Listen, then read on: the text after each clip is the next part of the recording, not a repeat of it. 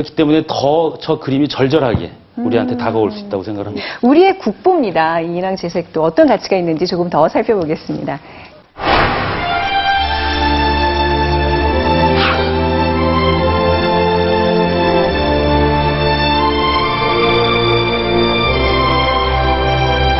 겸재정선은 전국의 명소를 찾아 화폭에 담았다.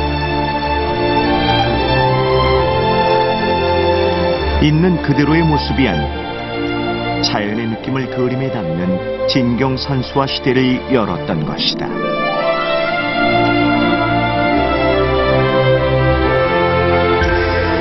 동시대 화가의 작품과 비교하면 집이나 사물이 생략된 것을 볼 수 있다.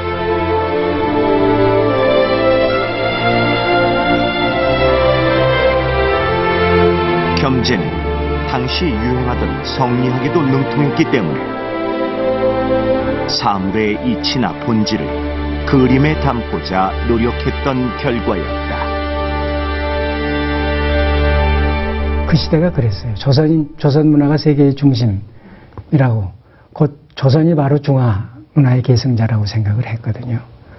그래서 자긍에 찬 시각으로 우리 산천을 그렸기 때문에 그 겸재에 와서야 진경의 그 본면목이 드러나게 된 거죠.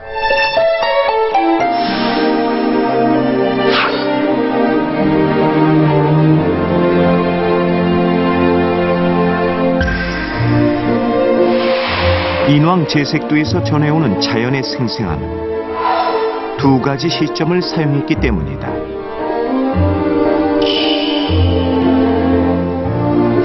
위에서 아래를 내려다보는 부감법과 동시에 아래에서 올려다보는 고원법을 고사했다. 그 사이에 안개를 그려 시점의 차이에서 오는 혼란도 없앴다. 우리 전통회화에서는 인왕재색도뿐 아니고 전통적, 관습적으로 다초점 투시법을 사용하고 있습니다. 그러한 투시법을 인왕산을 보는데 적용하면서 그 인왕산의 특징을 다양한 각도에서 관찰, 표현한 것으로 볼 수 있겠습니다.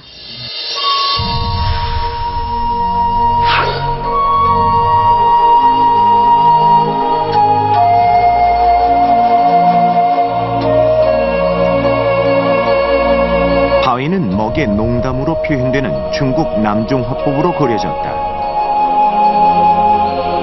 거기에 선을 강조하는 북종 화법의 특징까지 보태 두 가지 화풍이 한 그림 속에 녹아났다.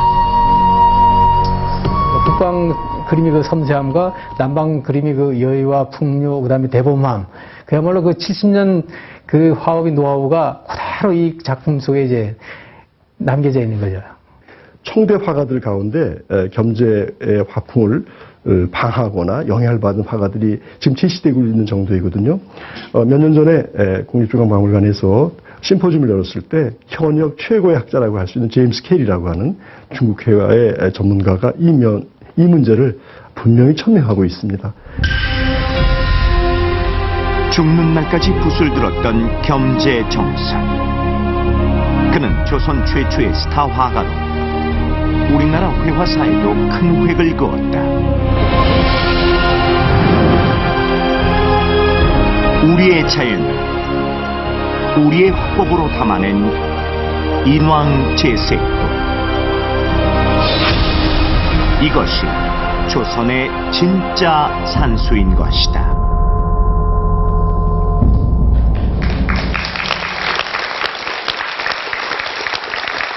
우리나라의 진짜 산수를 그린 스타 화가.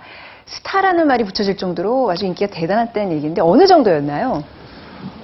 당시 20대 후반, 30대 초반에 이미 문전성시를 이룰 정도로, 그래서 혼자 들어오는 주문을 감당할 수 없어서 아들이라든지 손자를 통해서 대필, 대작을 했다는 그런 얘기가 있을 정도입니다. 정선이 더 위대한 거는 지금도 이제 무슨 진경산수 이렇게 얘기하는데, 네.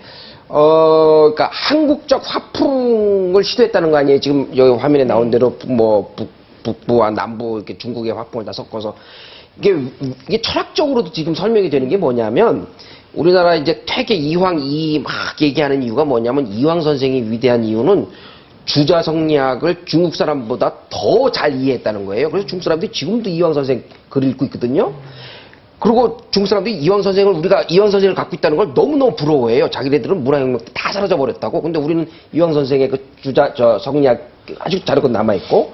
근데 이황 선생 다음에 율곡 이 선생이 나오잖아요. 이분은 그 조선 성리학의 대가인 거예요. 그러니까 그 중국에서의 그 철학을 한국화시키는데 아주 결정적으로 귀한 분이에요. 그러니까 문화적 자의식이 그때부터 우리가 생기는 거거든요. 네. 그 자의식이 각 곳에 영향을 미쳐요. 그래서 그 가사문학이라니까 한글로 된 가사문학, 뭐 송강 정철 이런 거 우리 많이 배웠잖아요. 그게 그 영향에서 나오는 거고 또 뭐 글씨체로 하면 뭐 한석봉의 글씨체 뭐 이런 얘기 나오니까 그런 문화적 자의식이 다양한 방식으로 나오는데 그림에서는 바로 겸재 선생의 그림이 우리의 문화적 자의식이 드디어 그림으로 나타나게 됐다. 네. 그래서 이렇게 위대하게 우리가 얘기를 하는 겁니다. 그전엔 중국 거를 좀 많이 베꼈었는데 실제 우리 산수를 이제 그리는 게 의미가 있다는 얘기죠. 그게 바로 진경산수화의 의미라고 볼 수 있을까요? 진경이란 말이 지금 대가 끊어지다시피 했거든요. 네. 그것은 뭐냐면은 서구적인 교육을 너무 많이 받다 보니까 합리적이고 객관적인 앞에 보이는 그 대상에 너무 딱 함몰돼 버리는 거죠. 그러다 보니 아까 겸재 할아버지의 저런 그림처럼 저게 비가 갠 직후에 보고 그렸냐 혹은 뭐 뒤에 얼마 그렸냐 그렇지가 않습니다. 진경이라는 것은 바로 또 화가라는 것은 없는 폭포도 그려낼 수가 있고요. 맑은 날에 비 오는 그 느낌도 그려낼 수 있고 하는 것처럼 우리가 저 그림에서 지금 아주 많이 얘기하는 것이 무엇을 담고 있을까? 담고 있는 것은 형상은 담고 있지 않습니다. 작가가 그 무엇을 넣으니까 그 속에 뭐가 담기는 거죠. 그것이 바로 그 무엇이 들어있는 것. 그러니까 실제 있는 경치를 빌어서 무엇을 넣었었을 때 그것을 진경이라고 이제 부르는 것이죠. 근데 그 중에 겸재가 무엇을 넣은 것이 다른 분하고 유독 구별이 될 정도로 독특하고 자신만의 화풍을 우뚝하게 만들었기 때문에 네. 겸재를 진경산수화의 태구다, 그렇죠. 거두다 이렇게 말씀하는 거죠.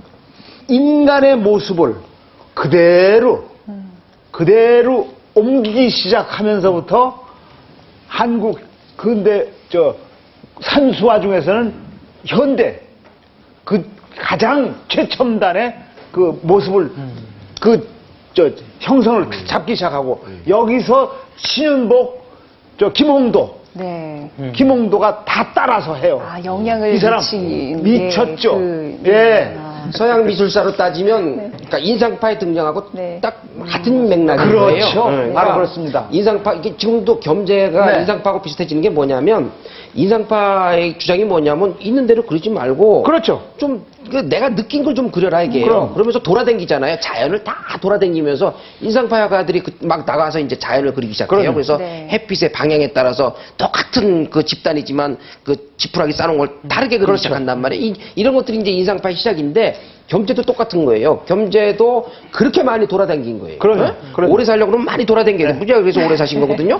돌아다니면서 모든 자연을 다 그리는 거예요. 근데 그대로 그리는 게 아니라 그때마다의 자신의 느낌이 포함된 그림을 그리기 시작한 거예요. 사소한 느낌. 그렇죠. 그럼. 그러니까 그 느낌과 그런 것들을 이 안에다가 그대로 표현한 거예요. 네, 네. 그러니까 진경사수라고 해서 똑같이 그리는 게 아니라 내 느낀 것을 똑같이 그린다 이런 얘기로 봐야 되는 거죠. 네. 실제로 또 아까 화면에서도 나왔지만 중국 화가들한테 영향을 미쳤다는 게 좀 굉장히 자랑스럽거든요. 그 얘기를 좀 구체적으로 해주시면요.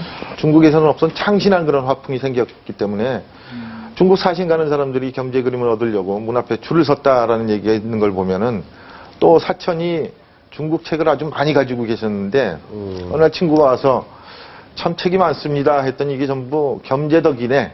겸재 그림을 갖다가 네. 중국에 팔게 돼서 책을 그래서 보고 그 돈으로 얻어왔다. 중국의 네. 귀한 서적들 이렇게 많이 내가 가질 수 있었다. 이렇게 보면은 우리가 이제 한중 문화 교류에 보면은 항상 일방적으로 이렇게 중국 것이 한국에 들어와서 영향을 미쳤다 하는데 겸재 같은 대화가는 거꾸로 네. 또 없던 새로운 화풍으로 중국 화단에 새로운 자극을 주지 않았나 네. 이런 생각을 해봅니다. 겸재 그 당시에 중국의 그 화가들의 평균 그림값이 6금이었다고 합니다. 그게 어느 정도? 예. 이제 단위를 지금 환산하기는 어려운데 네. 6이라고 치면 네. 중국의 최고의 궁정 화가들의 월급이 10에서 11이었습니다. 그런데 겸재의 좀 큼지막한 그림은 얼마에 팔렸느냐? 100에서 130. 그거 10배네요. 그러니까 겸재의 그림이 중국에서 얼마나 인기가 높았는지 알 수가 있겠죠. 그러니까